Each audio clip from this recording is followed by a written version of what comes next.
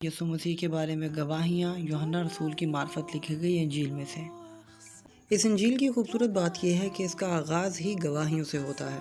ان گواہیوں کی شروعات یوحنا اصطباغی کی بابت ان الفاظ سے ہوتی ہے کہ یہ گواہی کے لیے آیا کہ نور کی گواہی دے، اور ہم دیکھتے ہیں کہ انہوں نے گواہی دی بھی، اور مسیح کو اپنی طرف آتے دیکھ کر فرمایا، دیکھو یہ خدا کا برہ ہے جو دنیا کا گناہ اٹھا لے جاتا ہے۔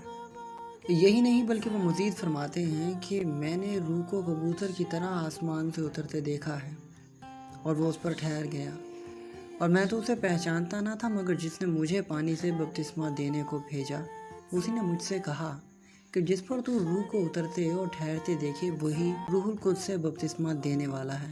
چنانچہ میں نے دیکھا اور گواہی دی ہے کہ یہ خدا کا بیٹا ہے۔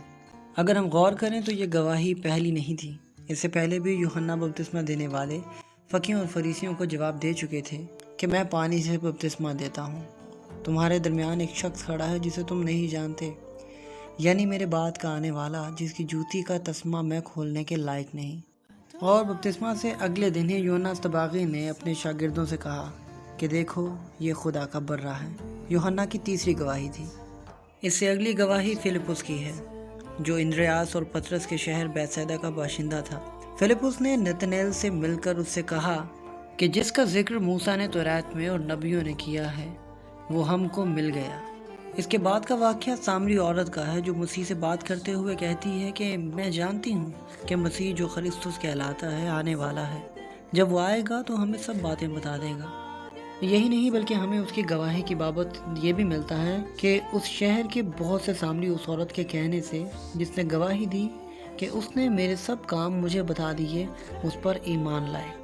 اس کے بعد ایک موقع پر مختلف لوگوں کے یسوع مسیح کو چھوڑ جانے پر پطرس نے خداوند سے کہا کہ ہم ایمان لائے اور جان گئے ہیں کہ خدا کا قدوس تو ہی ہے۔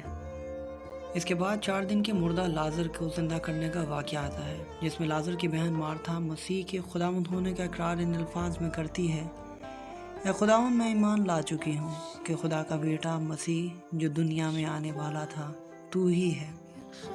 گواہیوں کا یہ سلسلہ بتدریج آگے بڑھتا رہا، اور عید فصح پر بہت سی باتیں کہنے کے بعد خداوند نے کہا، اے باپ اپنے نام کو جلال دے۔ پس آسمان سے آواز آئی کہ میں نے اس کو جلال دیا ہے اور پھر بھی دوں گا۔ جو لوگ کھڑے سن رہے تھے انہوں نے کہا کہ بادل گرجا، اوروں نے کہا کہ فرشتہ اس سے ہم کلام ہوا۔ یسوع نے جواب میں کہا کہ یہ آواز میرے لیے نہیں بلکہ تمہارے لیے آئی ہے۔ یہ آسمانی باپ کی گواہی یسوع مسیح کے حق میں تھی۔ سلسلہ آگے بڑھتے ہوئے توما رسول تک پہنچتا ہے، جو یسوع مسیح کے جی اٹھنے کا یقین نہیں کرتے، اور مسیح ان پر ظاہر ہو کر کہتے ہیں کہ میری پسلی اور میرے زخمی ہاتھوں کو دیکھ، اور توما کہتے ہیں اے میرے خداوند، اے میرے خدا۔ آخر میں اس کتاب کے مصنف یعنی یوحنا رسول معجزات کی بابت لکھتے ہیں کہ بہت سے معجزات جو شاگردوں کے سامنے کیے گئے اس کتاب میں لکھے نہیں گئے، اور یہ اس لیے لکھے گئے کہ تم ایمان لاؤ کہ یسوع ہی خدا کا بیٹا مسیح ہے۔